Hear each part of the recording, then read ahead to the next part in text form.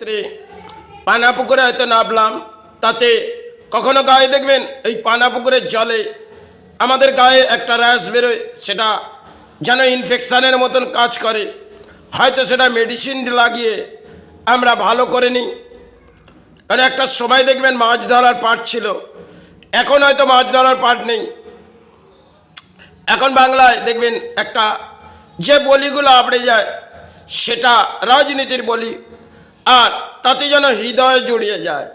একটা সময় মাছ ধরার পাটটা এই বাংলার মাঝে দেখবেন ডোবায় বহু মানুষ মাছ ধরতেন।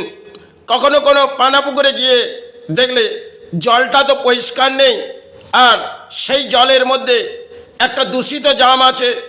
সেই দূষিত জাম কখনো গায়ে লাগলে সেই পানা পুকুর থেকে গায়ে একটা র্যাশ বেরোতো। এটা মাছ ধরার ক্ষেত্রে। আজকে দেখবেন কিছু বলি আমরা যে বাংলায় আবড়ায়, এটা রাজনীতির বলি, আর এই বলিটা আবড়ে মনে করি আমাদের সৌভাগ্য নামছে, কিন্তু এতে বাংলার দুর্ভাগ্য। কারণ মাছ ধরার ক্ষেত্রে আমাদের একটা হয়তো গায়ে র্যাশ বেরোলো, কিছু মেডিসিন দিয়ে ভালো করি, কিন্তু এগুলো আমাদের তো ভালো হবে না, কারণ আমরা রাজনীতির বলি বলছি, আর সেটা হৃদয় জড়িয়ে যাচ্ছে। সময়ের আবেগ আমরা হারিয়ে ফেলেছি, আর সময়ের আবেগে আমরা মাছ ধরতাম। তাতে এই পানা পুকুরগুলো যেগুলো একটা সময় মাছের চাষ হতো, সেগুলো আজকে মাছের চাষ তো বাংলায় হয় না, কারণ সেসব খাল ডোবা একটা বিশিত জাম পড়ে গেছে।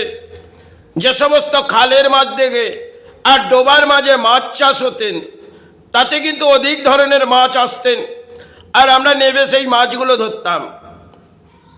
সেগুলো সময়ের সাথে হয়তো আমাদের পরিবর্তন হয়ে চলে গেছে।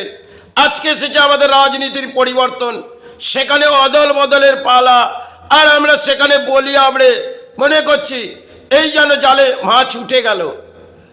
সবাইয়ের আবেগ হয়তো এটা রাজনীতির বলি। একটা সবাই আবেগ দেওয়া হয়েছিল, ধর্মের আবেগ, কিন্তু আজকে দেখবেন বাংলায় অধর্মের আবেগ। এটা কলিযুগে মনুষ্যত্ববোধ বলে কিছুই নেই, আর অধর্মেই আপনি সফল। ধর্মের আস্থায় হয়তো পথে বেরোলেন, ধর্মের নাম নিলেন, আর অধর্ম করলেন। এটাই হয়তো কলিযুগে একটা খেলা। একটা সময় মাছ ধরার পাট ছিলেন, সেটা তো উঠে গেছে। সে সমস্ত মাছ তো চাষ হয় না। আজকে চাষের মাঝে কৃষি জমি করে বাংলা লুপ্ত হয়ে পড়েছে, আর বাংলার শিল্প তো আসেনি। কিছু বলি এসেছে বাংলায়, যে বলিগুলো রাজনীতির মাঝে উত্তাল হয়ে জনগণকে ব্যাখ্যা দিয়েছে, আর জনগণ হৃদয় জুড়িয়ে ব্যাখ্যাগুলো শুনেছে। আজকে দেখবেন বাংলার যে পরিস্থিতি, তাতে মনে হয় ধর্ম তো জাগবে না, আর জাগবে হয়তো রাজনীতি। তাতেই যদি জেগে আসেন, তাহলে মাছ ধরার পাটটা তো উঠে গেছে, এবার রাজনীতির পাটটা চলে এসেছে, তাতেই আবড়ে যান। এটাই হচ্ছে সমাজের একটা কলির খেলা। কলির রাজ্যে দেখবেন প্রবেশ করলে সৎ কর্ম নিয়ে কলি তো দণ্ড দেবে, কেন কলির দণ্ড তাকে তো মেনে নিতে হবে। আর অধর্মের যারা কলির যুগেতে বাস করবে তারা তো দণ্ড পাবে না, কেন অধর্মে তারা রিলিফ হয়ে যায়। আর আপনি ধর্মের বাস থেকে আশ্রয় নিচ্ছেন, আপনাকে তো কলি দণ্ড দেবে। কলির যুগের অদ্ভুত ইতিহাস কলি। সে কলি কিন্তু সময় আমাদের একটা খেলা দেখায়। তাতে আজকে আমরা রাজনীতির খেলা দেখছি।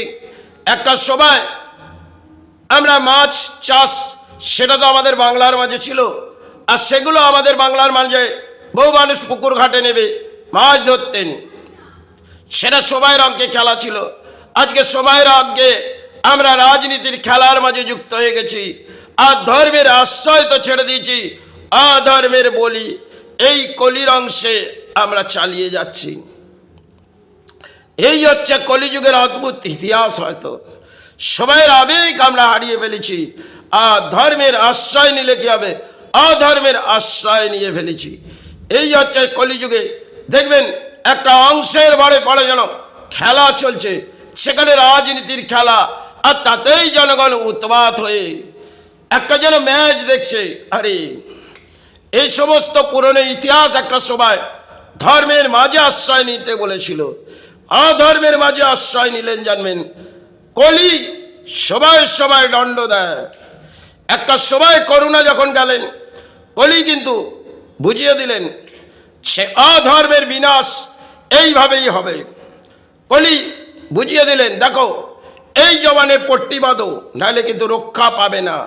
কলি যখন বোঝালেন, মনুষ্য জন্মকে বোঝালেন, কারণ পশু পাখির তো তাদের মুখে মুখোশ নেই। একটা সময় আমরা গরুর মুখোশ দেখতাম, আর সেটা কলি আমাদের একটি মুখোশ দিলেন, সেটা হচ্ছে করুণার জাম যখন ছড়ালেন। কারণ আমরা উৎপাত হয়ে পড়েছি, তাই কলি আমাদের দণ্ড দিলেন।